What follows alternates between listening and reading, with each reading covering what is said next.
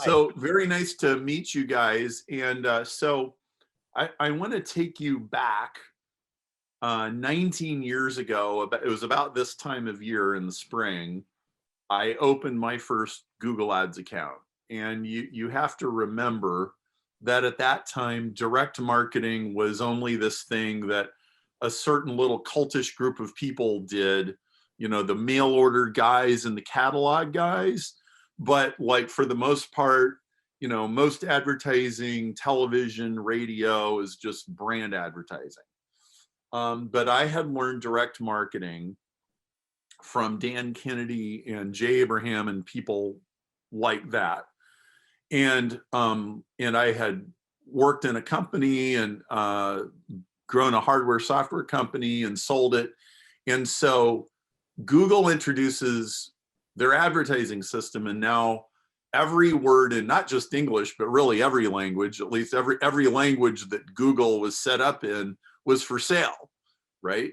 And so the word plumber is for sale and restaurant is for sale, and and so I started playing with this. It took me about 2 days to figure out, this is the most amazing thing I have ever seen. Oh my word. The stuff you can do with this. And the thing that really struck me was, I made an ad and I wrote an ad, and I noticed that the create ad link was still there. And I thought, so if I create a second ad, am I going to have two ads, and is it going to rotate them? And sure enough, that's exactly what happened. And so like, wow, this is unbelievable. So I can change one word in an ad, or I can flip the sentences around, and I can figure out like what language actually makes people want to click. And so now I'm practicing psychology without a license. All right, so that's great. And for about a year, I did this for myself, for clients, and I sort of kind of kept it a secret. But then I got invited to speak at a seminar, which at the time was really the leading seminar in internet marketing. There weren't very many seminars like that at the time. This was, let's also keep in mind, this was right after the .com crash, which was pretty bad, right? So like all of this money has gone up in flames, and everybody's licking their wounds, and there's a lot of people, they think the internet is not really gonna be what it was hyped up to be.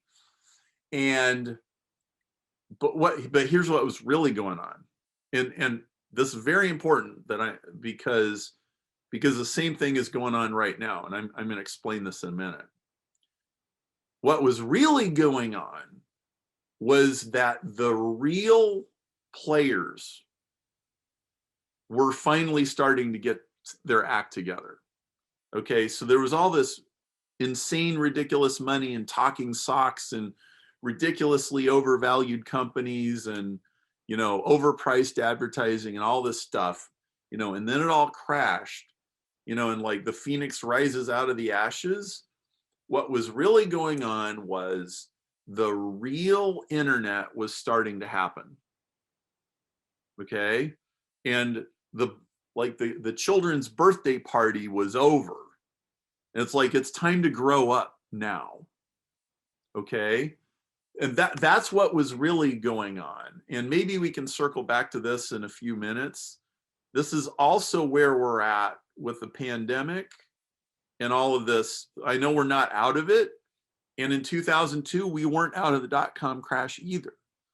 People were still kind of, looking around and trying to, there was smoke, coming out of the ground, and, there was buildings burned down and stuff, right? Well, around this time, I read Richard Koch's book, The 80-20 Principle. And this book made me realize that 80-20 is not just this like Vilfredo Pareto economics and real estate thing. And it wasn't just, 20% of your customers spend 80% of the money that you get. It wasn't just that, it was everywhere. And here's the thing, the key to going into a Google account and optimizing it was 80-20 everything. Everything in a Google account is 80-20. So in fact, it's not really even 80-20, it's usually 90-10 or 95-5. 5% of the keywords get 95% of the traffic. And 10% of the ads get 90% of the clicks. And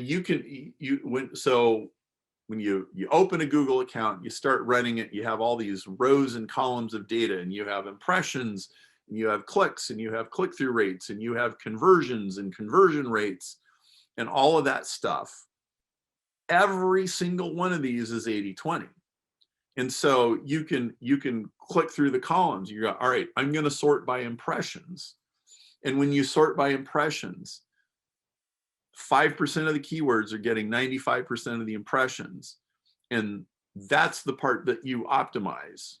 And then you sort by click-through rate. And now click-through rate isn't 90-10. Click-through rate is probably 60-40 or 70-30, but still, there's a small percentage of ads that get a high click-through rate that have a hugely disproportionate effect on your performance. And then you sort by conversions and conversion rates.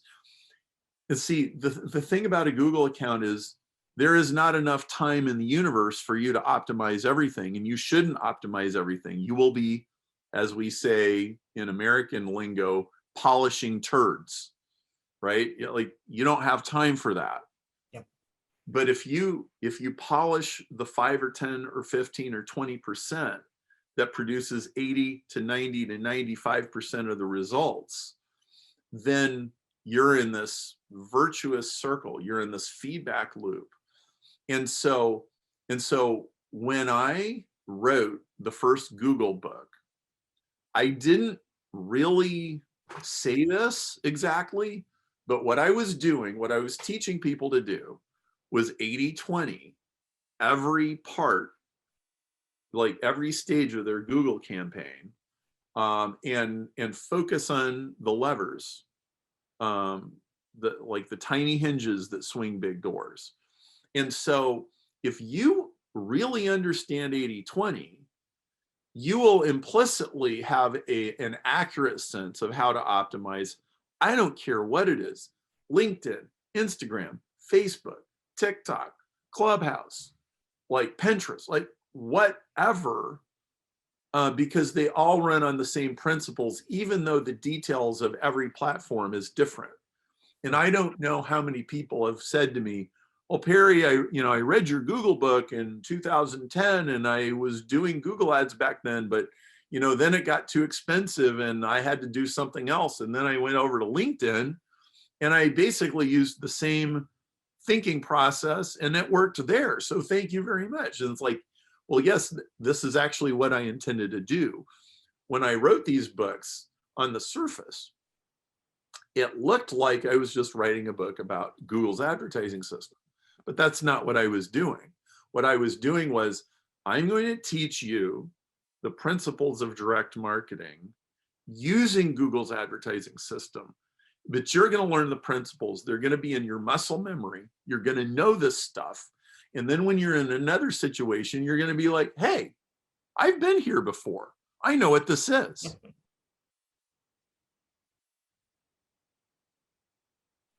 Yeah. So where would you like to go with this from here? So what do you think about this? This will keep continuing like this, or things gonna change as we move forward?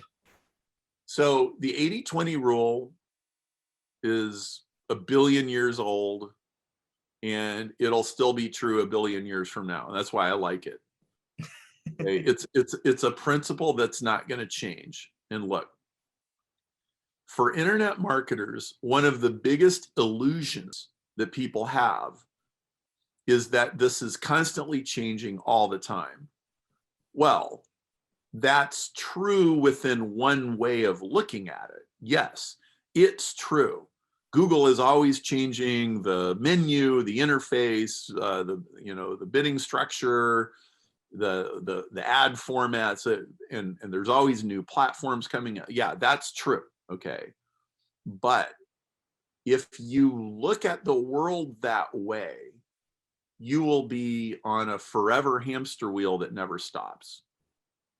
Okay, and you'll constantly be fixing and changing and modifying everything, and it never ends. Here's a better way to look at it. A better way to look at it is Solomon said 3,000 years ago, there's nothing new under the sun. Okay, that everything new is just a recombination of older things, and that the patterns never really change. Okay, that is a far more profitable and productive way to look at it. Okay, so for example, was Google new in 2003? Yes, but it was really just scientific advertising from 1918, which is the book by Claude Hopkins. It was just scientific advertising running 10,000 times faster, but all of the rules were exactly the same. Okay, and so this is a fundamental mindset of, this is when you say to yourself, I am not going to obsess over tactics and techniques. I am not going to become an expert on things that change every month. I'm going to be an expert on stuff that never changes. I'm going to spend 80% of my time focusing on the stuff that never ever changes. I'm only going to spend 20% of my time mastering something that's going to be obsolete next year. We always have to spend some time doing temporary things. That's a fact of life, okay? But we don't need to spend most of our time on that. Okay, and so this is incredibly liberating because when you get the principles and the foundations right, like if you build a sales funnel in a fundamentally right way, the surface level of that sales funnel will change, but the core of it won't. I have sales funnels that have been running for 15 years and they're still working. They haven't really changed that much. And they're still assets and they're still producing. So this is incredibly important. And so you switch from a technique mindset to a principles mindset. And see, this is more important than any particular detail that I can tell you. So you said, when you introduced you said, Perry's the world's #1 expert on Google AdWords. Well, actually, I'm not. My co-authors are, like Mike Rhodes, my Google book, which is over my shoulder here. Mike Rhodes wrote 90% of that book. Mike is on top of all of the latest stuff. Okay, I'm not the expert on what Google's been doing. What am I an expert on? I'm expert on how the 80/20 principle applies to Google advertising, Facebook advertising, and whatever else. Like in the next few weeks, we're having sessions on TikTok. Well, in some ways, TikTok's a completely new animal, but in other ways, it's not new at all.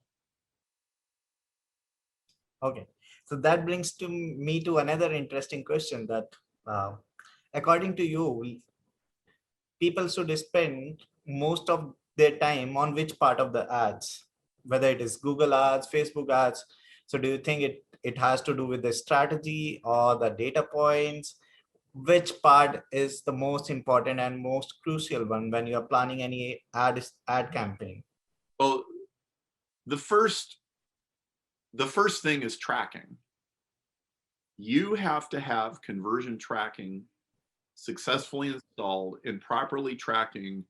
And most people don't know how to do this properly, and most people never set it up right. So all of their data is off forever. Okay, so that's the first problem. Okay, Then the second thing is campaign structure, you know, and in our books and our trainings, we walk you through, you know, this is how you segment your funnels and this is how you segment your ad campaigns. That's the second thing. The third thing is properly using a proper protocol of split testing. Most advertisers don't test anywhere close to as much stuff as they should, okay? And I know this because I know Larry Kim, the founder of WordStream, and WordStream is a platform where people manage their Google campaigns. And they have all the stats on exactly, he goes, most Google advertisers write like 6 ads. And like, that's it. And a year later, they're still running the same ads. Yeah. But the fact is, probably most advertisers have enough traffic to test several ads every month and declare a winner. And then next month do it again, and next month do it again, and their performance, it inches up. It gets a little better and a little better and a little better and a little better. And that's how you win. Because like one of the differences between Google and Facebook is a very instantaneous medium, okay? So you can create a Facebook campaign, press save, and as soon as the ads get approved, here they come, right? The problem with Facebook is it might taper off after an hour or a day or a week or a month, okay? And the ads fatigue. And then you have to come up with something new. Well, Google is kind of the opposite. It Google, its own learning process, yeah. It takes a long time. You got a lot of competition, but once you get it going, it's like a lead sled. It's like a freight train, okay? You get that thing going. Okay, so if you have your freight train and the freight train's going 30 kilometers an hour and you get it to 35 and you get it to 40 and you get to 45 and you get it to 50, which, you know, that it could take months, but it generates leads and sales for you for years. And so that's the beauty of it, but you have to have the foundations and the principles correctly set in the first place. Okay, so now I guess you have been working on this for last 15-20 years, if I'm not wrong. Yeah, I opened my first Google account in 2002, which was 19 years ago, and my book came out a year later. So yeah, I've been publishing books on this for 18 years, which is hard to believe. So I would like to hear from you like 5 sins not to commit in Google Ads. Say again? 5 sins, 5 mistakes not to commit in Google Ads. Well, okay. Number 1, not getting your tracking right. Okay. And you should probably just hire somebody who really knows what they're doing. Alex Makarsky, for example, well, I tell you what, if you go to perrymarshall.com and you look at, there's a few webinars that we've done lately, and right now this is in flux because iOS 14 is jacking up a lot of tracking with Facebook ads. It's a hot topic right now. If you go to perrymarshall.com and search my website, you'll find we've done some webinars on this. We've got people like Mark Ingalls and Alex Makarsky who've been talking about this stuff. So you should pay attention to these guys, and you can hire their agencies or their colleagues to install these for you. Okay, but you got to get that right. Okay, then you have, not setting up your campaigns properly. Okay, then not split testing ads, then not split testing landing pages. I mean, those are 4 right off the top. And then you have things like not using negative keywords. Oh, here's a big one. Listening to Google reps. Don't listen to them. Do not do what they tell you to do. Do not follow their recommendations. They are helping themselves, not you. They will call you on the phone. They'll call your CEO on the phone. They'll call the president of your, like if you're an employee running the Google ads, they'll call the president of your company, invite them to a special lunch or something. And mostly they're just going to vacuum out your wallet. Okay, these people, they are indoctrinated in their training classes. They think they're helping people. They think they're telling people the truth. None of these reps, for the most part, have ever run Google ads with their own money, building their own businesses. They believe what they're told. What they're told is designed by the marketing department. They will lie to you. They will trick you. They'll do anything to get you off track. If I only had $1 for every client I've had who had they had their campaigns all set up properly and they was making money, and a Google rep said, hey, we notice you're making some mistakes in the way you built your campaign. And then the whole thing gets off track. And then sometimes they can never get it back again. Like, it's like, well, I tried to go back to the way it was, but it just like, man, like, some of these people are thieves. So you got to be really careful about that. Some of the best Google ad people that I know, they literally refuse to take phone calls from Google. Google is the casino, and you are playing poker, and you're playing against the house. Okay, you have to understand this. You know, all of their giant campuses are paid for by you. Their lunches are paid for by you. All these incredible services like Google Docs and Google Drive and, you know, and Google Maps, they're all paid for by you. Yeah. You are paying for all this stuff. It's free to everybody else, not you. So that brings me to the last question of the session. Where do you think that this automation, machine learning, and AI is leading? Because as you see that latest features by Google, whether it is a smart shopping campaign or any other campaign, it does not leave a lot of scope for the campaign runners. It says that I'm smarter than you. So where does that is true. So there's kind of a complex. I have several answers to that. First of all, you're right. Google keeps taking features away and taking control away from the advertisers. Yeah. They want to dictate what's going on, and they want everybody to basically pay for their machines to learn in the machine learning. And you just need to be wary of that. I don't like you can't really change it. They're going to do what they're going to do, but you have to have a mindset. They want me to pay for their machine to learn. Okay, and I don't want to pay for their machine to learn. I want to use, okay, so that's one thing.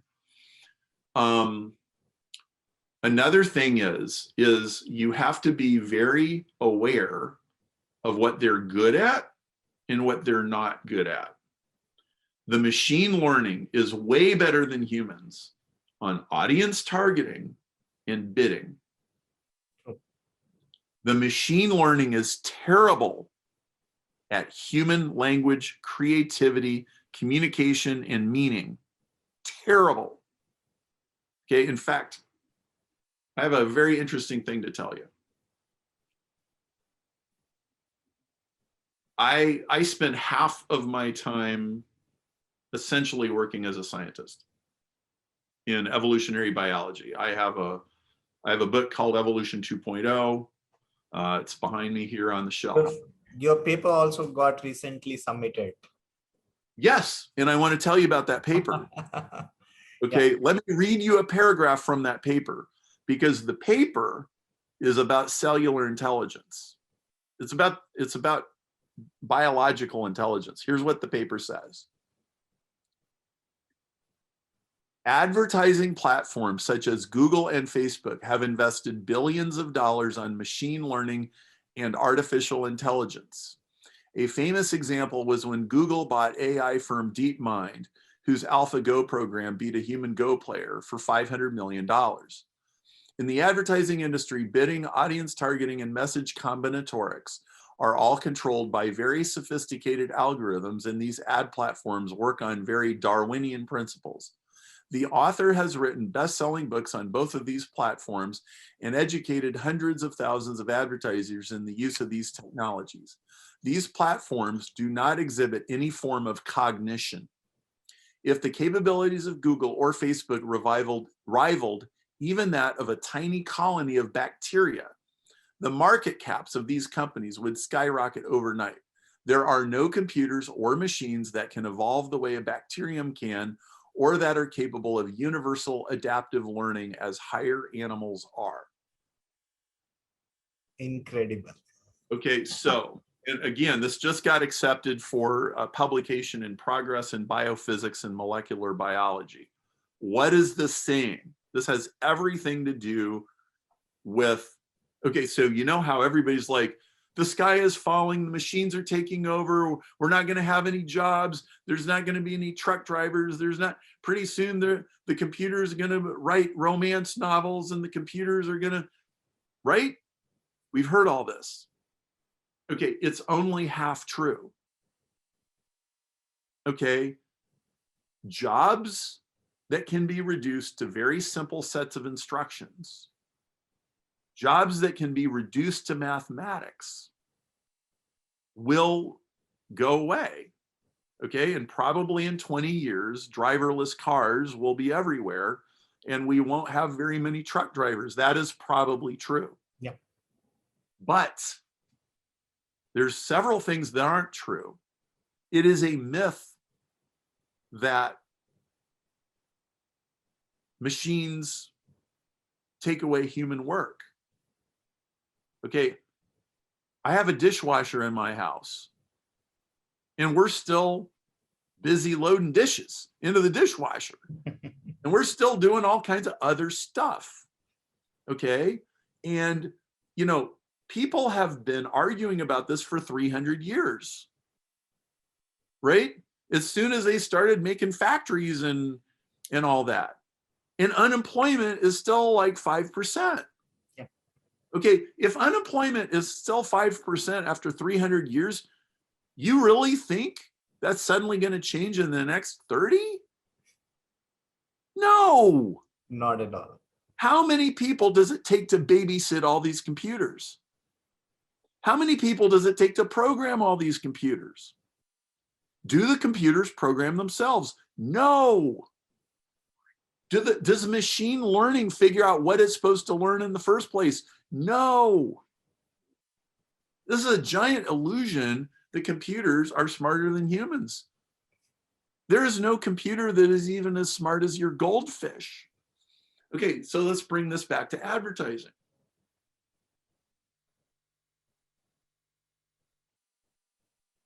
Computers are never going to get good at designing unique selling propositions.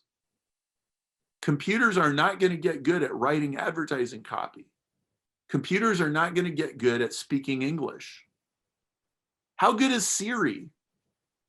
You know, they've been working on voice recognition and language and machine language and stuff for decades. And any 6-year-old can figure out that Siri is as dumb as a box of rocks in about 2 minutes. Okay, and okay, go forward 10 years. It might be up to 3 minutes that Siri can fool the 6-year-old, but it's not going to be 10. Okay, so listen, do not be intimidated by all of this. And all of the machine learning does is just force you to go to a higher level of judgment and wisdom and intuition and creativity. And the computers are not going to take that away. Yeah. Only I guess the nature of jobs is going to change. The skills are going to change and that are changing. And we have been seeing that jobs are getting obsolete. So yes, that's going to be there, but computers definitely can't replace human race. So here's what this means. If you're a reader and you're a learner and you explore and you experiment, and if you have a library too, you got nothing to worry about. Yeah. Yeah. There's never any lack of problems to solve. Don't worry about that. I mean, there's entire conferences at Harvard where they're sitting around trying to figure out, what are we going to do about this mass unemployment thing? And the mass unemployment thing is never going to happen. They're asking the wrong questions. So when my paper comes out, you can read it, because it proves that there's certain things that the current definition of a computer will never ever do, because a computer is a Turing machine, and a Turing machine can only do certain things. So yeah, exciting time. If you read books, and if you pursue wisdom, and if you develop your intuition, and if you do experiments, and you're always trying stuff, you're always going to have an opportunity, always. Thank you. Thank you so much. It was so wonderful to learn from you, and especially these last 7-8 minutes. I guess that makes most of the sense. So thank you so much. That brings. Well, thank you. It's a pleasure to be on